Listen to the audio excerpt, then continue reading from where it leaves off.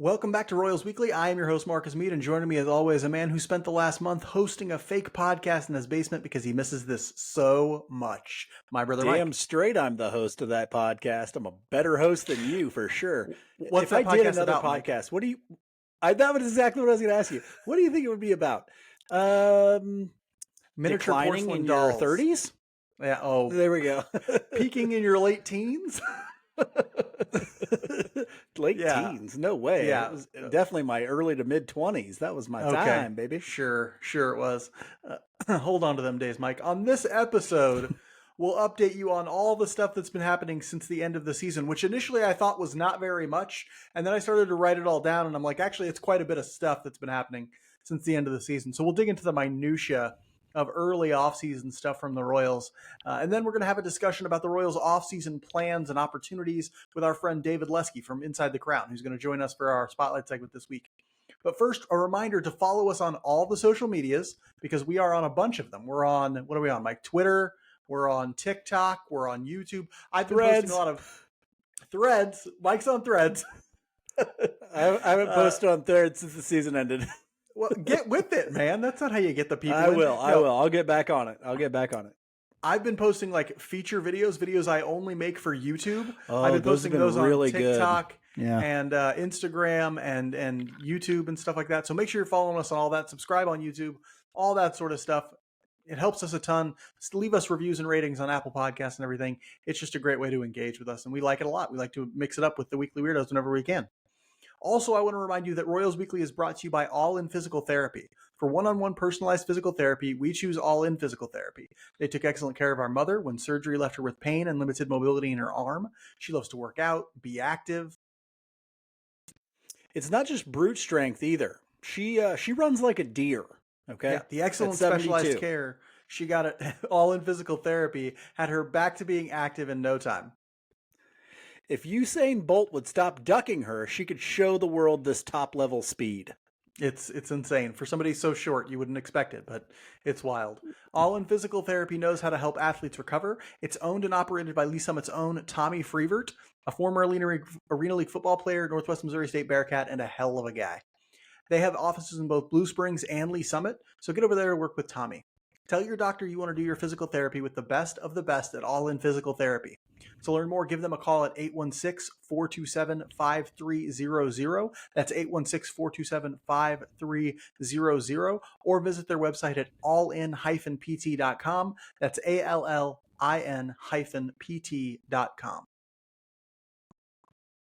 This is normally where we'd review things, but we're going to do a slightly different thing. It may seem like nothing's happened since the Royal season ended.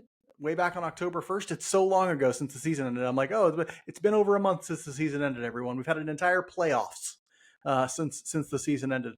But really, things are happening in that time, even though, it's tough to think. So mostly the Royals have been preparing the roster for the offseason. As a result, a few players were removed from the Royals 40-man. Those players are Tyler Cropley, Taylor Hearn, Tucker Davidson, Bubba Thompson, and Nate Eaton. Cropley and Hearn were waived and then outrighted to Omaha and will remain with the organization. Davidson and Thompson were claimed off waivers by the Orioles and Reds, respectively. And yes, it is tough to have to learn the distinction between being waived and being DFA'd and there's a whole tiny minutia of roster rules I had to dig into earlier today to do this. Anyway, no word yet on Nate Eaton. He was designated for assignment, which is different than being waived. And so we may not hear on him for the next few days. There's still a few days to get a trade for him or something like that. So I'm sure they're exploring stuff like that. Mike, do you have thoughts about these moves to clear space on the 40-man?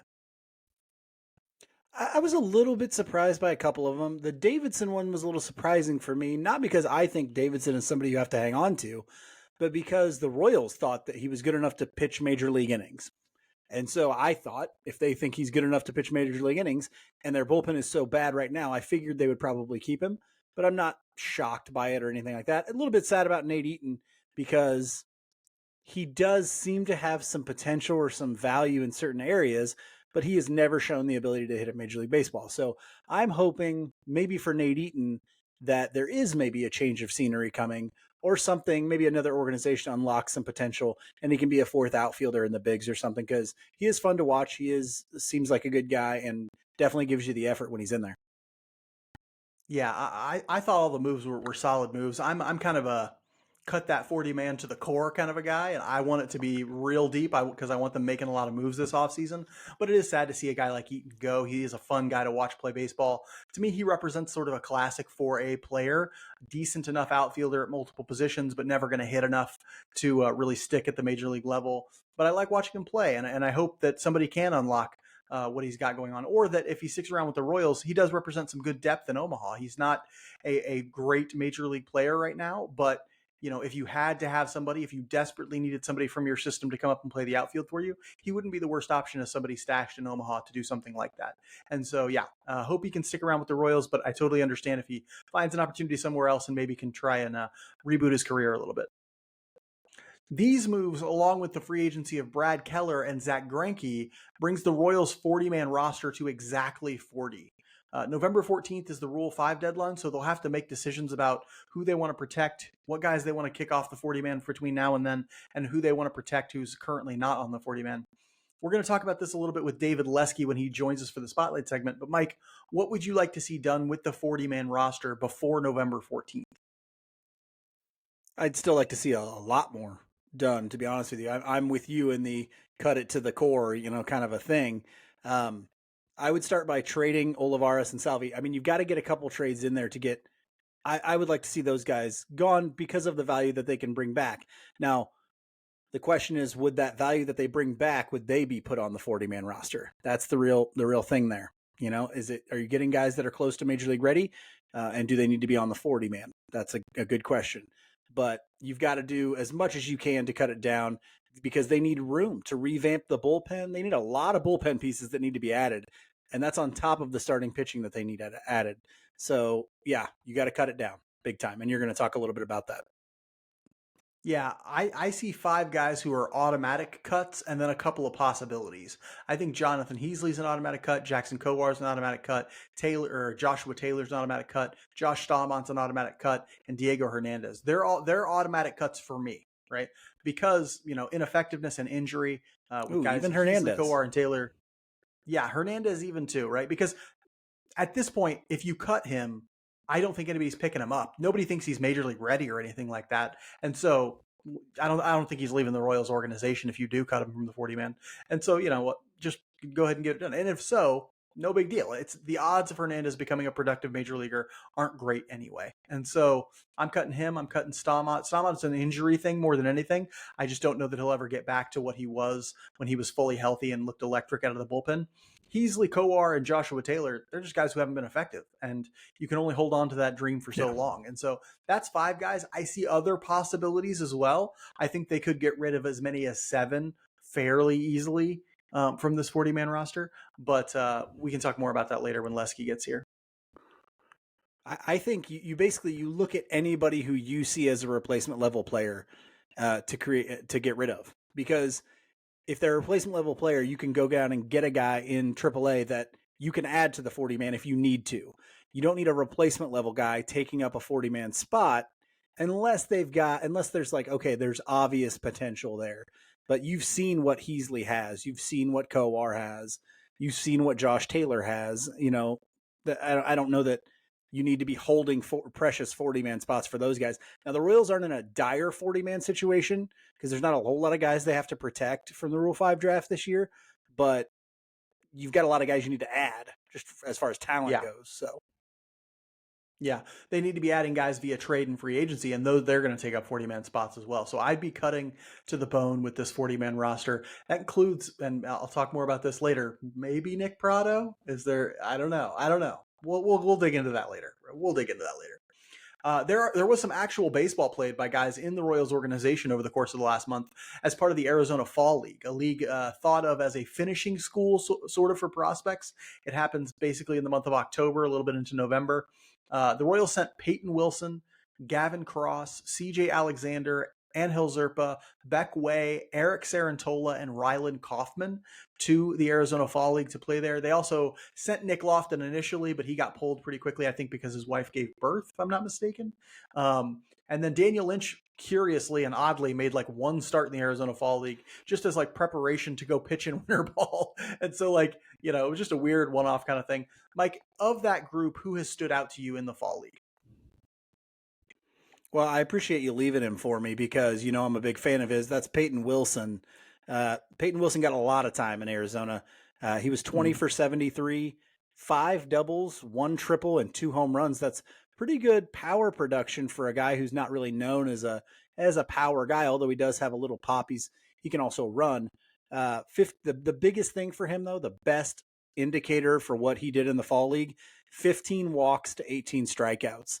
And that is fantastic for a guy who has really, really worked on, you know, pitch selection and being more patient at the plate. Walks are going to be a big part of his game. He's going to have to take walks. It's going to have to happen. So his slash line 274 for an average is pretty good, but I love the 396 on base, and the 452 slugging is something to really dream on, I guess you could kind of say, for a guy who can play some multiple defensive positions, probably second base for his best position. But I've always dreamed of him as a center fielder. I don't know that he's had enough time in center. I don't know that how good he is in center, but I've always kind of dreamed with that athleticism, the ability to run, he would be able to play some center. But even second base is a good place if he can continue to hit like that. I'm going to say this because I've been thinking about it for like the last 3 days. I think Peyton Wilson can play you a backup shortstop. I think he definitely has the quickness and athleticism to get to balls. He's got the range. The only question is his arm. Can he throw? And yes, he would be a below average arm at shortstop, but guys have done it for a long time. David Eckstein did it for a long time. Other guys have done it for a long time. If you need him at short, I think he could be a guy at short. Well, even look at a guy like Nicky Lopez. Nicky Lopez doesn't have the strongest arm in the world. He played a great shortstop. If you know how to get to the ball, get to it quickly, and get it out of your glove quickly, then you don't need to have the strongest arm in the world to play short. He won't make the plays super deep in the hole like Bobby Witt Jr. does, maybe, but he can get to a lot of balls. He can play he has great hands. He's a really good defender at second. I think he could play you a backup shortstop down there for the Royals, who's been really impressive as well, and that's Eric Sarantola. He's a guy who popped on the scene a little bit for the Northwest Arkansas late in the season last year. He's given up 12 hits in 12 innings, which is a little too many for me, but also a ton of strikeouts, 18 strikeouts in those 12 innings, 5 earned runs, 5 walks. He's really been killing it. Looks like he at least could be a relief prospect for the Royals down there in Arizona. That's been really good. And so hopefully he can continue, and we'll see what he does next year, either starting at, I bet he starts at AA, maybe he ends up making it to AAA sometime halfway through the season. Mike, has anyone disappointed you down in the Arizona Fall League at this point? Well, yeah, you know, Gavin Cross, you know, he had a really disappointing year in minor league baseball. You wanted to see him maybe go to the Arizona Fall League and figure some things out. He didn't get a ton of at-bats down there, but 5 for 22, only 1 extra base hit in those 22 at-bats, and it was a double, 4 walks to 6 Ks. You know, maybe there's improvement in there, but there's not a lot showing in those numbers. He needs to figure out the strikeout thing. He needs to really put the ball in play with more power as well. And so, yeah, hopefully we can see Gavin Cross. Hopefully maybe there was one thing that he was working on down there, and they get that figured out in the spring so that next year he can really get back on track as a prospect. Because, honestly, that would be a huge loss if that's a wasted draft pick for you. That's not something the Royals can really bear as they go forward, to have wasted draft picks like that. Yeah, that's 100% true. I'm talking about Angel Zerpa. He hasn't pitched all that well down there. He's 11 and a third innings pitched. He's given up 13 hits. He's given up 7 runs, earned runs, which is bad enough, but 7 walks in those 11 and a third innings. 7 walks and 14 strikeouts. And he's the guy with major league experience. Like, he's the guy, he'll have probably has more major league experience than anyone in the Fall League. And yet he's kind of getting roughed up by these prospects, by these non-major league players. And so you kind of hope that he's maybe working on something too, and can find a way to sort of develop the stuff necessary to get past these guys at the very least, because you think they're probably going to be counting on him, at least in the bullpen, as a long man or swing guy at some point next year.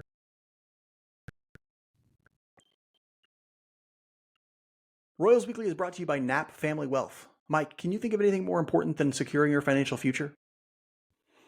Learning to successfully convert in short yardage situations. Maybe for Andy, It's 1 freaking yard. 1 yard. Can't get it ever. Yeah. Securing your financial future is one of the most important steps someone can take for themselves and their family, and Nap Family Wealth is ready to help you pursue it. This isn't some big faceless corporation we're talking about here. Nap Family Wealth is run by JC Knapp. He's a huge baseball fan, and he's been helping people plan for their financial futures for 20 years. I just saw him at a Halloween party the other day. He can help with retirement planning so you don't have to work until you're dead, education planning so your kids learn to read good, investment management so you can get all that money from out of your mattress and get it working for you. Don't spend another day thinking you've got it all figured out, because trust me, you don't. Check out Nap Family Wealth at napfamilywealth.com. That's KNAPP familywealth.com. Securities and advisory services offered through LPL Financial, a registered investment advisor, member FINRA/SIPC. Let's get Lesky in here.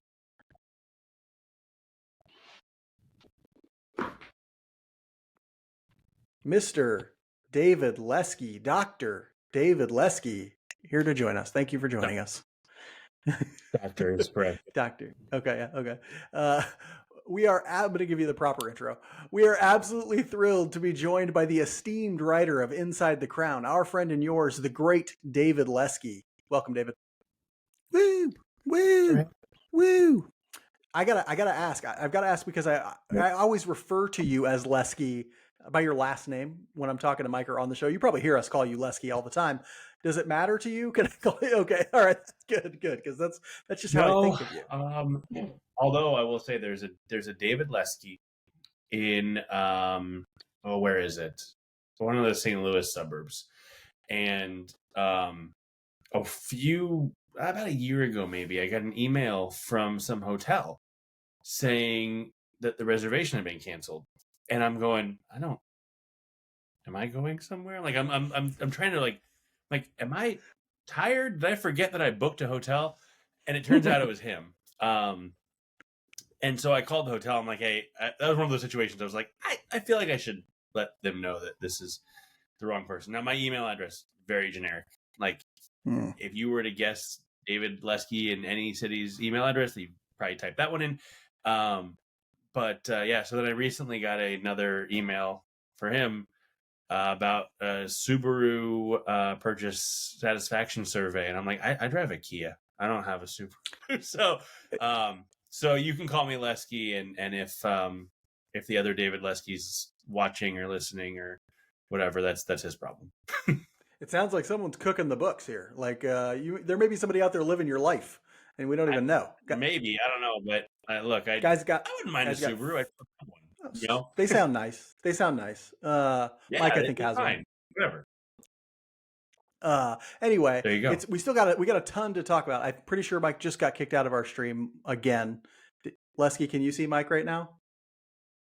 No? Okay, good. We're going to invite him back in. This is the technical issue we've been having, and this is directly the result of his garbage internet. Well, the last time I was supposed to be on, we had a power outage. Oh, that's right.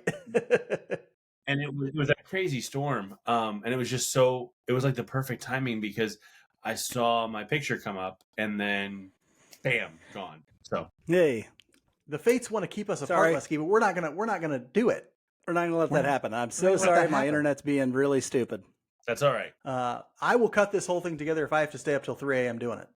Anyway, we have big plans for this spotlight segment, because I didn't have a real clear sense of like, I just want to talk about this with Lesky, or I just want to talk about that. I want to talk about the whole freaking off season with David Lesky. And so that's what we're going to do. It's very early in the off season process, but because we have a whole show to fill, we've decided to make our spotlight segment a pretty comprehensive one. We're going to try to tackle every off-season topic with you, David, and get a handle on what the Royals might do, could do, will do to make the team better in the next few months. So I'd like to do this. I think the best way to do it is maybe to tackle it semi-chronologically, because we have certain dates in the off-season that are going to sort of come in different phases. And so I'm going to sort of just break it down by what I consider the important dates of the off-season. And they come fast. They come fast. They already came. They're already there, right? Like, well, yeah. We're already at a couple of. It's weird because we sit here and I'm like, oh, nothing's happening. Like it's the off season, but stuff is happening and it's actually happening quickly. Like if you really Yeah. think about what's taking place. And so on November 2nd, 3 days ago, was the opening of free agency, where now technically players can't sign with other teams, but they can still sign with their own teams within until November 7th. So we're going to start with free agency. David, what type of moves do you think the Royals should be looking to make in free agency? I think the biggest thing, obvious. I mean, this is an obvious answer, but pitching. They need clearly to shore up the pitching staff in a number of ways. I mean, you go back to the JJ Piccolo and Mac Quatraro press conference from the day after, the couple days after the season, whenever that was. They talked about they've got Cole Reagans, Brady Singer, and Jordan Lyles in the rotation, and I'm not entirely convinced that Jordan Lyles is going to be there. But at this point, you can't fill a third spot until you fill the first two. So it's they talked about that. The bullpen. Who is in the bullpen? James MacArthur. Who I love James MacArthur. I loved the acquisition, not because I thought he was going to be what he was in September, but I thought it was a really good sign for what the Royals were looking for in pitchers. But he's the one guy you look at and you say, okay, he's part of the bullpen. He had one good month.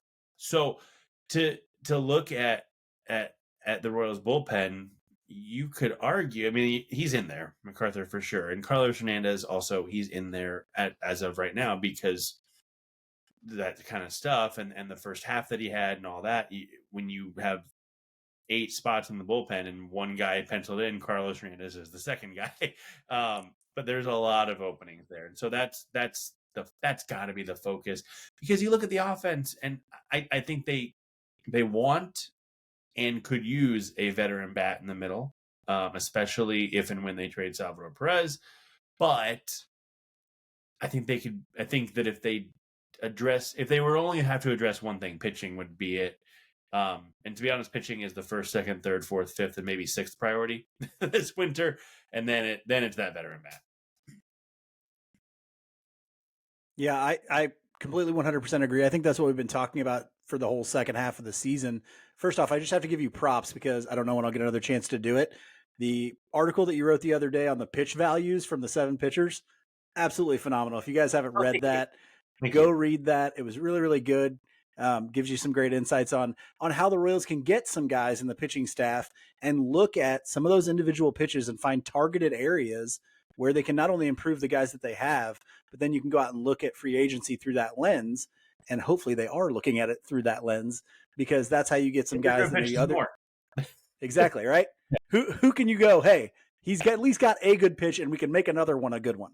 If you can do that, you've done what you did with Cole Reagans. And maybe the end product isn't going to be that good, but you're going to get value in a third or fourth starter or a bullpen guy that you stole, basically. You're going to find guys that you can steal, especially when you can't compete for the big money guys. So that was a great article, and I hope the Royals are using similar thinking. Let me put it that way.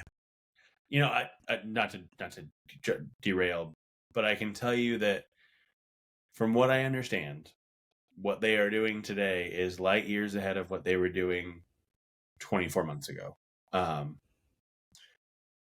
12 months ago too. I guess they didn't hire Sweeney and Bove and all them until well, actually I can tell you they hired Brian Sweeney on December 1st, because we had taken my daughter home from the hospital. She was born on November 29th, and I was like, I gotta write this article. And my wife was like, no, you don't. But I did anyway. So maybe 12 months ago, they are that far ahead of where they were even then. So yeah, I'm not saying they're there and that they're like the Rays or whoever, but it's a lot better.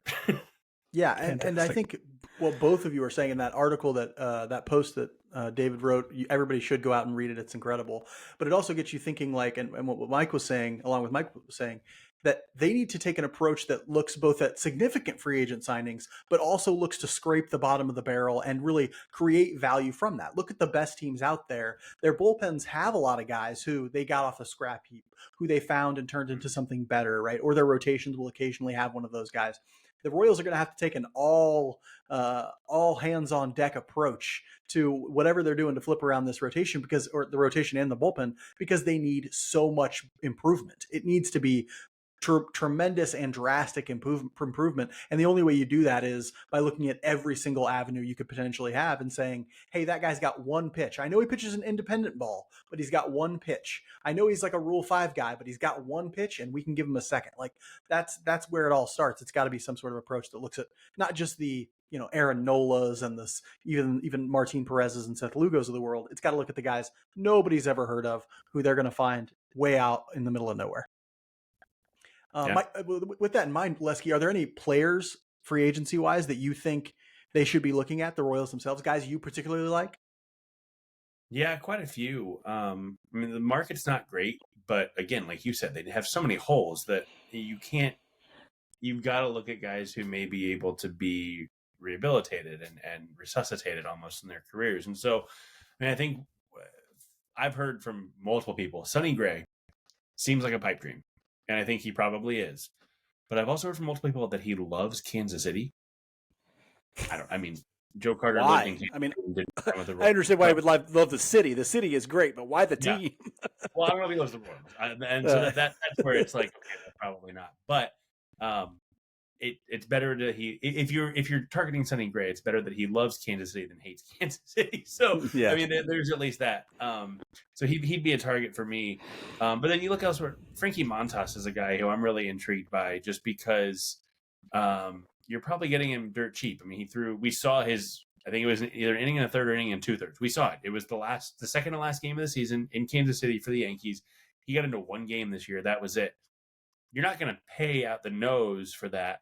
But what Frankie Montas was prior to 2023 was a guy who was going to get the Taijuan Walker deal. I'm blanking on the guy from Jameson Taillon, the Jameson Taillon deal. He was going to get one of those deals, and now he's not. And so if you can, obviously physical, all that, but if you can get that for a year and $4 million with some incentives, or even a year and $8 million with incentives, try it. You're paying Jordan Lyles $8.5 million. Frankie Montas, if he's healthy, is 10 times the pitcher Jordan Lyles is. So him, to a lesser extent, Luis Severino from the Yankees also. I think he's a guy that you can maybe get for a pretty big discount with really good stuff and really good recent results. But also Seth Lugo, I think, is a guy. There's Eric Lauer is a guy who have been intrigued by for a couple of years.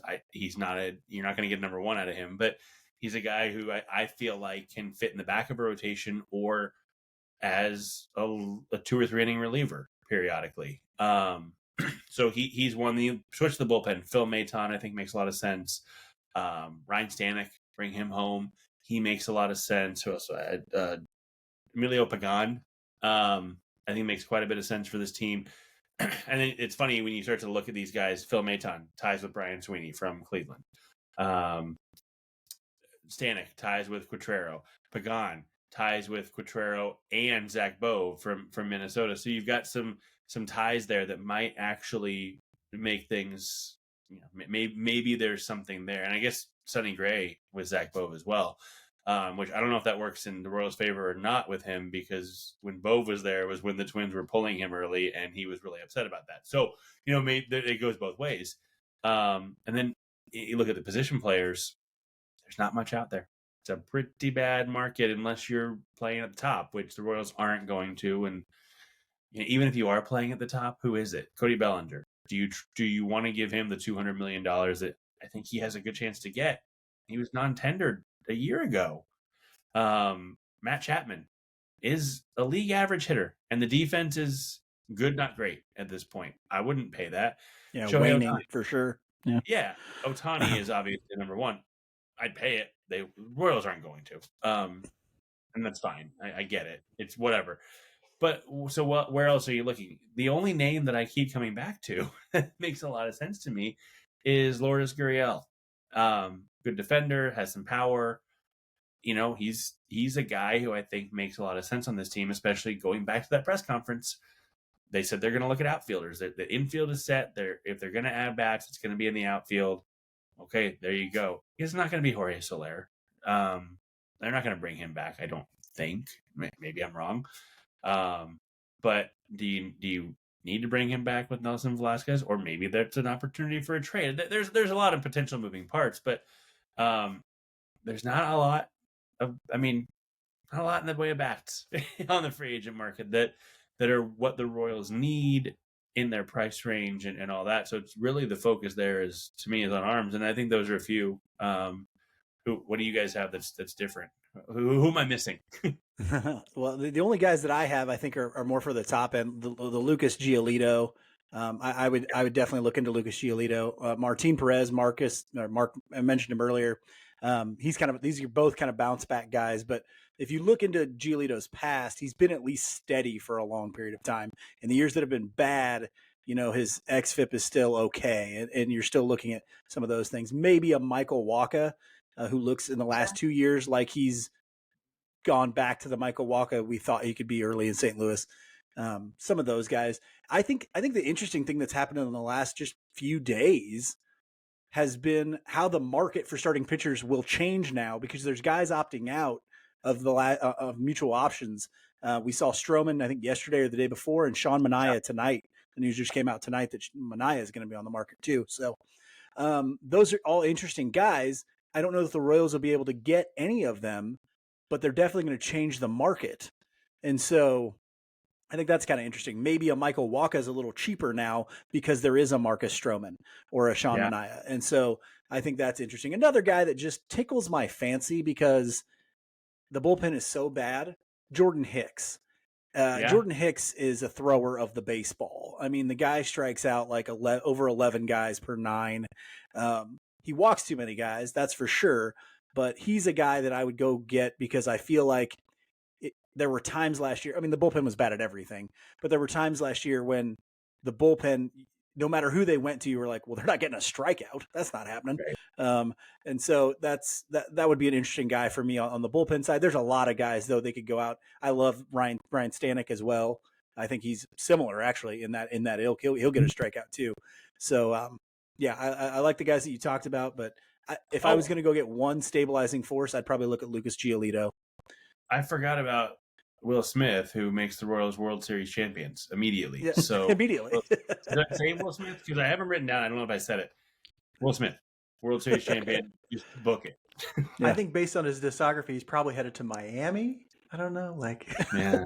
I don't know if anybody's gonna. That's the terriblest joke I've ever told in my life. Lesky, just put the X through Royals Weekly. What if I brought this whole podcast down with one terrible Will Smith joke? Oh, that's great. Anyway, I wanted to throw in just a couple names in there that you guys haven't, or maybe you have already. I don't know. Jack Flaherty is a guy a lot of people are really interested in as a pitcher.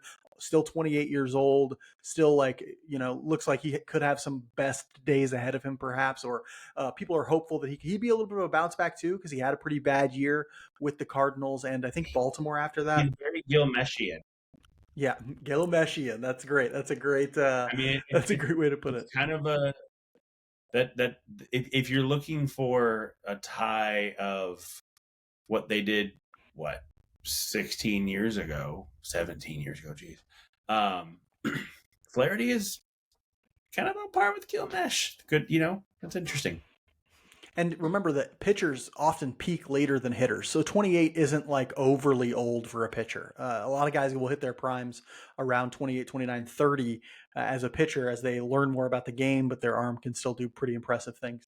And so Flaherty might be a guy who really represents not buy low in the sense that he was terrible or is like a complete reclamation, but he still may have a little bit of ceiling left in there. And I find that interesting.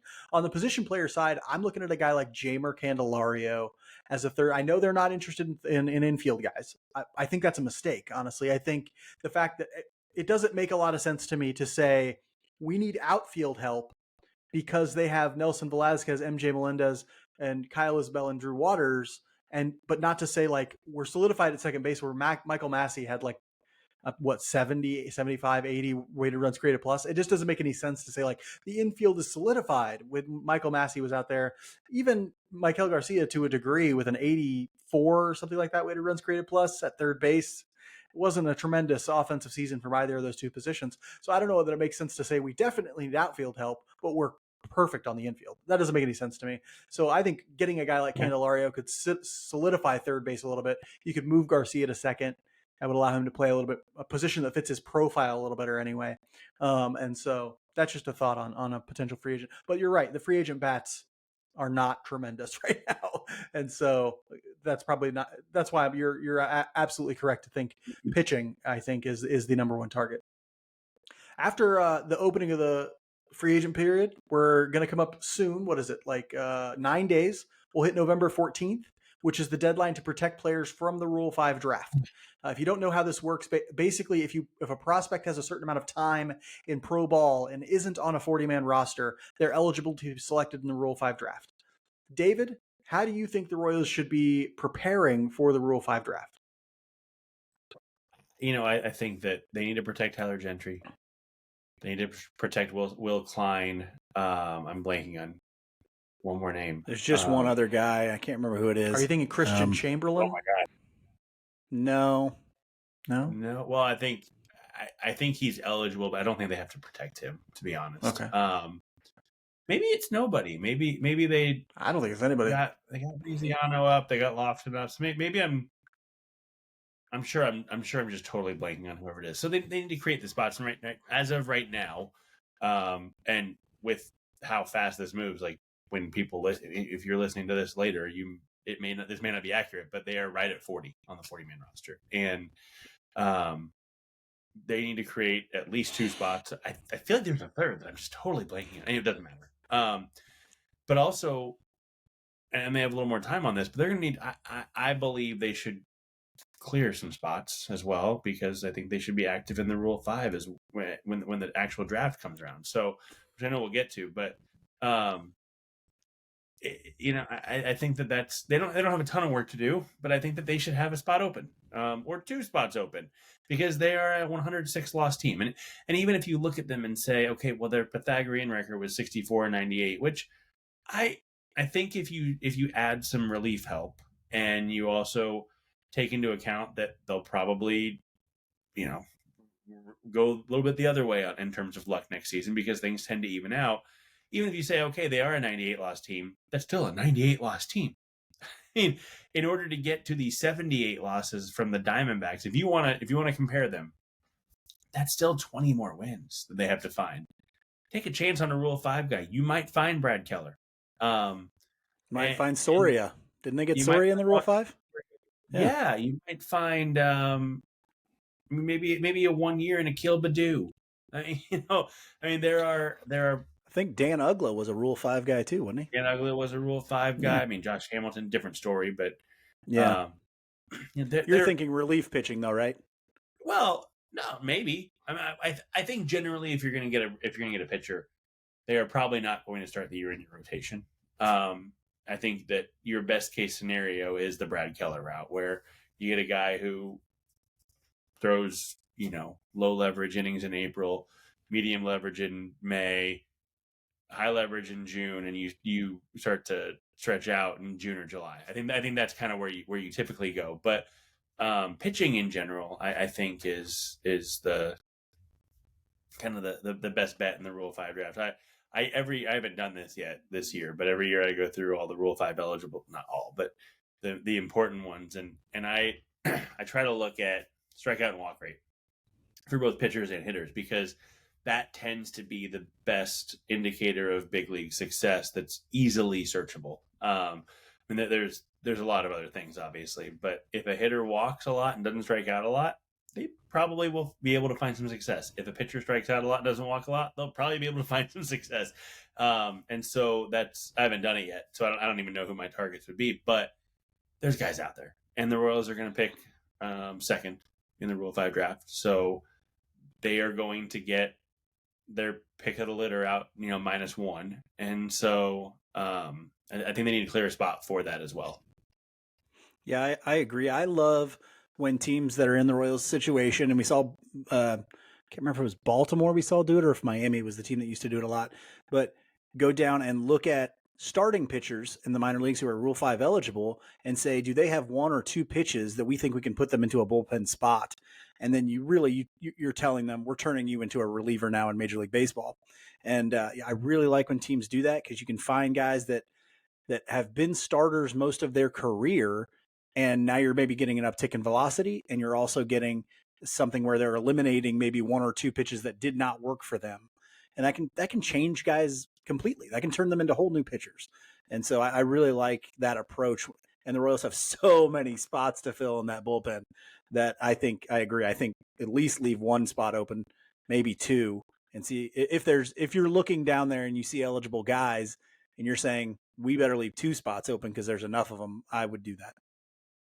Yeah, it's found money, right? The Rule 5 draft is found money. And so you might as well go out and try and find as much as you can. Odds are whoever you get won't work out, but high turnover for teams like the Royals is also a formula for getting better, right? Like you have to have high turnover so you can see more guys, you can give more guys opportunities, whether they're off the scrap heap or not. You see more guys, you give them more opportunities. Eventually you find the ones that can stick in Major League Baseball, and then you have assets to either use as a winning ball club or move to get more usable assets or whatever. There is no reason why a team that lost so many games last year shouldn't be interested in a lot of turnover, right? Because obviously they couldn't get it done last year. So, we mentioned guys before you came on, Lesky, like Jackson Kowar and Josh Staumont and Diego Hernandez and a few others who are obvious cuts to the 40-man in my mind. Now we can quibble over some of them, and I actually think there are a couple more beyond those guys who might, have the opportunity to be taken off the 40-man. But you're right. Targeting that pitching, looking at guys who have maybe been starters in the minors, you could turn into bullpen guys. These are effective Rule 5 strategies that we got to hope they take. The Rule 5 draft will be in December. Oh, during the winter meetings. That's right. It takes place December 5th, I think, this year. No, that's when the draft lotteries happen. It happened December 6th. I think they moved it to, instead of the meetings used to be Monday through Thursday, and I think they're Monday through Wednesday now. Yeah. Or shorter. if they're Monday through Thursday is not the Rule 5 anymore, maybe. I don't remember. But yeah, so that first week. Yeah, and the day before will become the draft lottery, and we've mentioned that the Royals will have the a shot at the number 1 overall pick with the best odds to get it. Now, what does that mean? Very little, right? Like, who knows? They're an 18-point-some% chance, and this is the Royals we're talking about here. So good luck with the 7th overall pick or whatever they're going to end up with. The lowest they can I least, know. So. Yeah, but we'll see on that one. We've talked the Rule 5, so we don't have to dig any more into that. I do think it's a wonderful opportunity. This whole time, they will have the opportunity, though, to make trades, and that's sort of been the undercurrent that we haven't discussed yet, is how will that impact the 40-man? How will that impact their ability to bring in more talent into this organization? David, who are you looking at as the best potential trade chips for the Royals this offseason, and what kind of return would you want for that? So I think Salvi gets traded. I was 100% sure of it when the report was that Dayton Moore was going to the White Sox. now the report is that he's not. So, it's all Bob Nightingale, so who knows? But I think that the White Sox have a lot of interest. The Marlins have that interest. That'll be interesting since they're going to have a new general manager. Sounds like it's I'm blanking on his name, the guy from the Rays, who is their current general manager but doesn't actually have a say. So maybe that changes with the way their player acquisition philosophies. But I think Salvi gets moved. I think he probably gets moved with a lot of money. Half his contract, 2/3. I don't know what the number is. And that the problem is I don't know. I'm not sure what they're looking to get back. And if they're looking to just move him because he wants to be moved and don't care about the return and they don't eat salary, then they won't get back much. If they send him to the White Sox and they eat half the salary, maybe they bring back Jake Eater, who the White Sox got for Jake Berger last year, or maybe they get back whoever. I don't know what the answer is because I don't know how much money they're going to put in. And so that makes it difficult on the Salvi front. But other than him, I think MJ Melendez, I think if you going back to that press conference, if you talk about we're going to acquire outfielders, and then you look at what the Royal situation, they've got MJ Melendez, they've got Eber Olivares, they've got Kyle Isbell, they've got Drew Waters, they've got Nelson Velasquez, they've got Tyrone Blanco. Did I miss somebody? I don't think I did. I think that's pretty much it. They've got a lot of Tyler Gentry. I mean, he's another guy. Well, yeah. You aren't acquiring corner outfielders if you aren't trading corner outfielders because you've got too many. And it's not like you're just going to non-tender MJ Melendez. I mean, you're just not. And so I think Melendez gets moved. I think Olivares gets moved. I wouldn't be surprised if Drew Waters got moved because they. Wow. I mean, you go back to the original. I mean, I keep going back to that press conference, but they talked about we learned that Kyle Isbell can play center field. They didn't learn anything about Drew Waters in that press conference.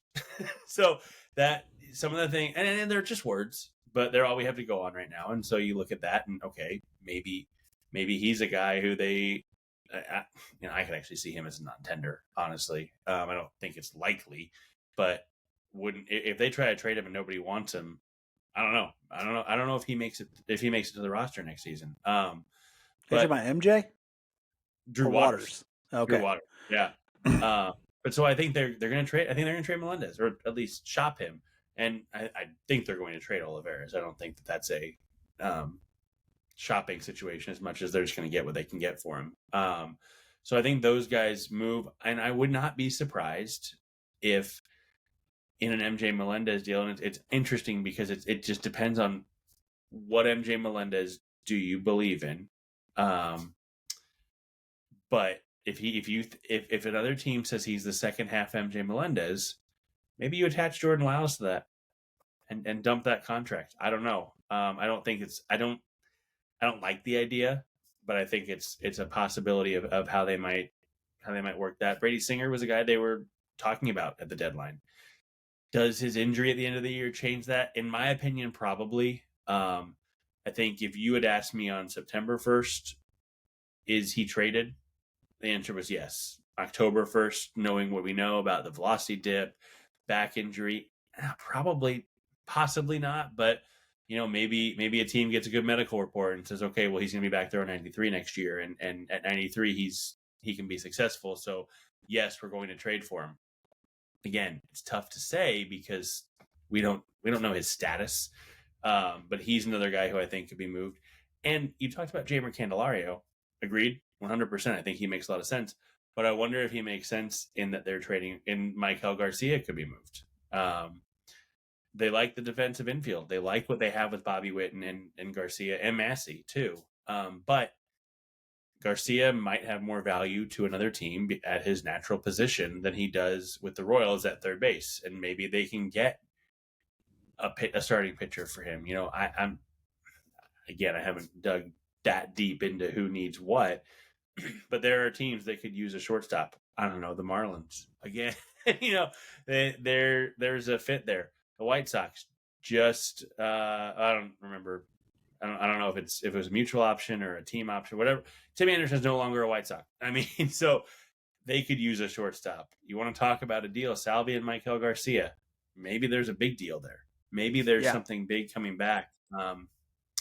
There's just a lot of potential moving parts, and I think what I really appreciate about JJ Piccolo and this front office, which I do think is different than Dayton Moore's front office, is they seem to be willing to make moves. They're willing to turn over the roster. I don't remember the number, but I looked at the opening day roster in 2022 versus the roster, I think it was right after the trade deadline. Of the 26 guys on the opening day roster, I feel like it was 10 guys were left. That's a lot of turnover in a year and a half. Mm-hmm. Maybe I'm wrong. I guess I could go back and look, but I feel like we didn't see that before. So they are pretty clearly willing to move through. And I mean, I think you only have to look as far as Franmil Reyes is a great example. I don't know that a Dayton Moore-led team sends Franmil Reyes down 2 weeks into the season, 3 weeks into the season, whenever it was. I feel like it feels like it was earlier than it actually was. I think it was more like late April, but and then moves on from him by May. They just don't do that.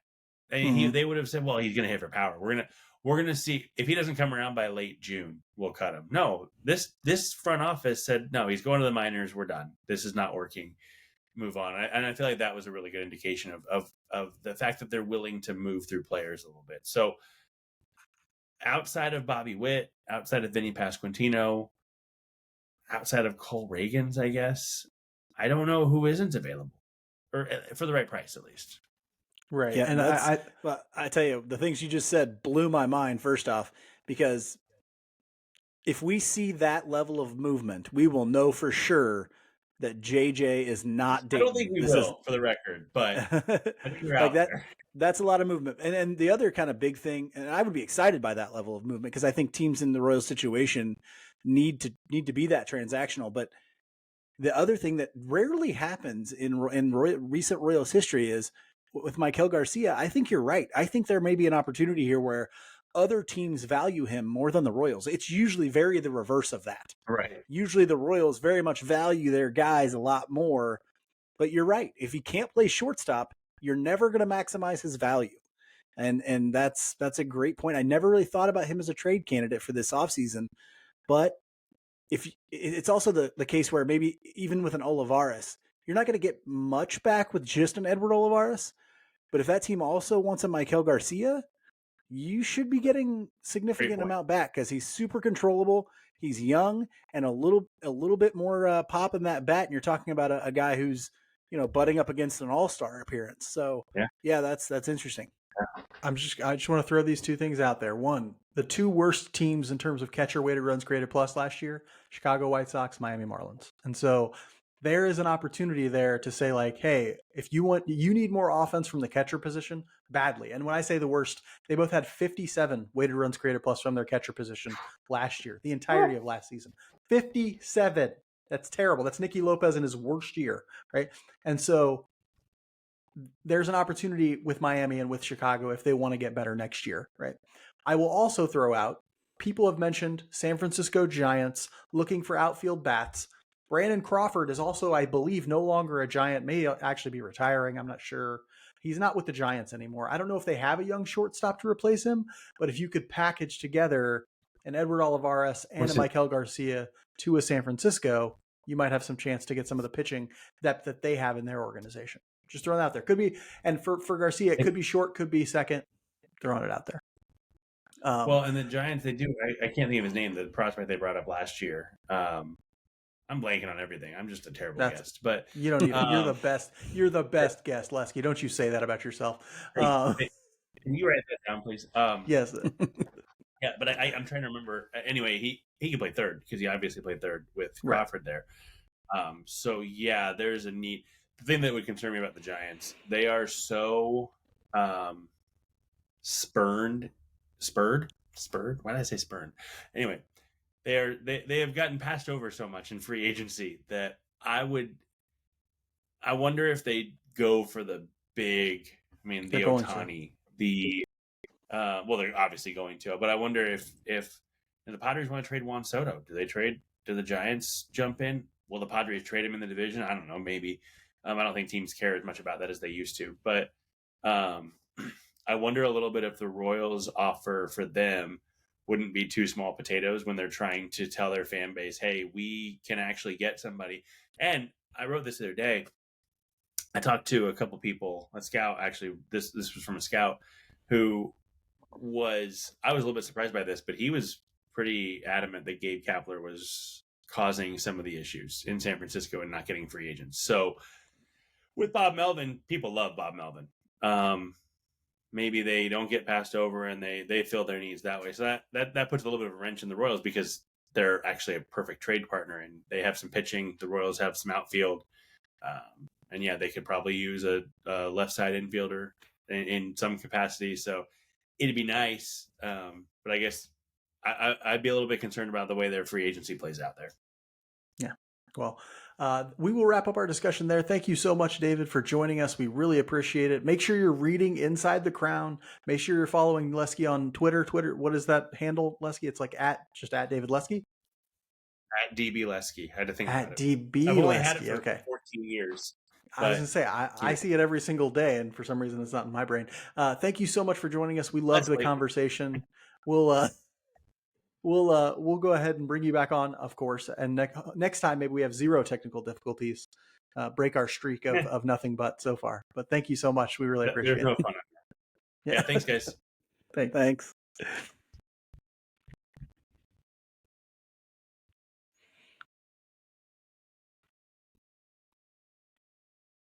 We'll end this week's episode the way we end every episode, with our Just About Outside segment, where we talk about something that's interesting to us outside the world of baseball.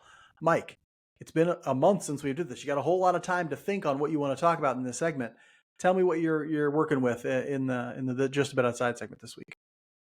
Yeah, I had a tough choice here. I was choosing kind of between two, and I went with this one because I wanted to do the grumpy old man thing. So here's my grumpy old man thing for the day. I am sick and tired of people fighting a war against Thanksgiving. I'm tired of it. Okay? We should not have Halloween and then immediately go to Christmas season. It can't happen, people. Thanksgiving is one of the like very truly American holidays, and I know the awful story. I'm a history teacher, so I know the awful history of Thanksgiving and the Pilgrims actually killed a bunch of people. I know all that stuff. Okay. But here's why I love Thanksgiving. It doesn't require the raising of funds. It doesn't require saving money the whole year so you can participate in it. It doesn't require buying costumes that cost a whole lot of money and all this other stuff. Like Thanksgiving is, if at its best, it's just people getting together and being grateful, which is awesome. That's an awesome thing. And yet we're like, we're going to skip over that so we can buy crap and give it to each other that we're just going to throw away or give to somebody else. Like I have a real, and I'm not anti-Christmas either. Completely not anti-Christmas. You hate Jesus and I Santa like Christmas Claus. music. I don't hate Jesus or Santa Claus. You would have turned him away from that in a second. Just there'd be tons of rooms, and I'm like, sorry, full up. Sorry, no vacancies. Oh man, she looked like she looked like she about to pop. You ain't staying here. All right, she's dangerous. No, thank you. Yeah, but no, like I love Christmas. Actually, I really dig Christmas music. I like the movies. I love all that sort of stuff. But can't we wait and just be grateful and thankful for Thanksgiving? Football and food, people. It's American. The most American holiday is Thanksgiving. Love Thanksgiving for everything that it is. And please, it's been my favorite holiday since we were little tiny kids. And every year it feels like it's just getting passed over more and more and more. People dig Thanksgiving now more for the shopping they can do the next day. Black Friday is becoming a bigger holiday than Thanksgiving, and it's driving me crazy.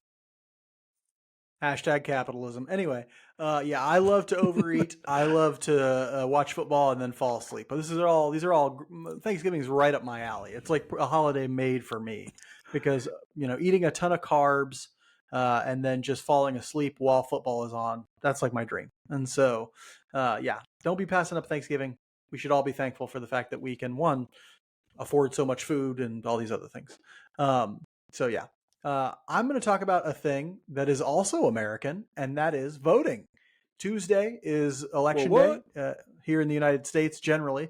It is an off year. 2023 is an off year election, but super important to still get out there and vote. So make sure that you understand where you need to vote.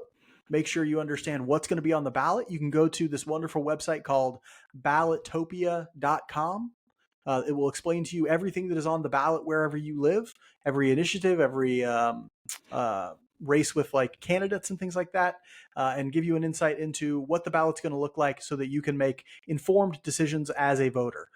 That's the big thing for me because I can't tell you how many people I talk to who do not know what policy positions the party that they often support stands for. They can't tell you anything about any of the candidates or any of the initiatives. And they're just like, I don't know. I just go in and kind of randomly check boxes seemingly, or they vote straight party ticket when they don't even understand what their party is. And it's like, okay, man, maybe it's time to like reevaluate what's going on. Learn a little bit of the issues before you step into the voting booth. Okay. And local elections. And I will share this. No, go ahead and interrupt. No, go ahead because you might be getting ready to make my point for me. All right. Local elections are on the ballot a ton in off-year elections, and they're super important. Do you have like any issue to your day-to-day life, your school district stuff, your city taxes and stuff? We just had tax assessment that people were super complaining about in Kansas City. Well, guess what? Local officials, they're the ones who make these policies, right? Like you need to go ahead and vote in those local elections, and that's hugely important to the day-to-day runnings of your life. And so these things do impact you, whether you know it or not. They all impact you. So make sure you're getting educated about what's on the ballot and going out and voting on Tuesday. Okay, now my point, because you made half of it. One, they're super important, yes, and I always tell people this as a social studies teacher. It's part of my job. I say, hey, the things that you vote for in these off-year elections are going to impact your life way more than the president that you choose. They are. For 90% of us, these are going to impact you more. Secondly, your vote is actually going to count more in these elections because you're not going to get washed out by a whole bunch of other people because turnout is generally pretty low for these. So turnout's going to be low, which means your vote means a heck of a lot more in these off-year elections than it does in a general or even a midterm election. So yeah, I'll be voting on Tuesday, and I hope everybody else does too. Get out there and vote. Educate yourself on the ballot. And then also make sure you're tuning in as frequently as possible to Royals Weekly, right? We'll be back in about a month unless something special happens. I think some special stuff is going to happen in between now and December, early December? December 3rd, I think, is the next Sunday we would record. I think a lot of stuff's going to happen. So we might be busting back in with a special episode in between now and then. But until then, be good to each other. And go Royals.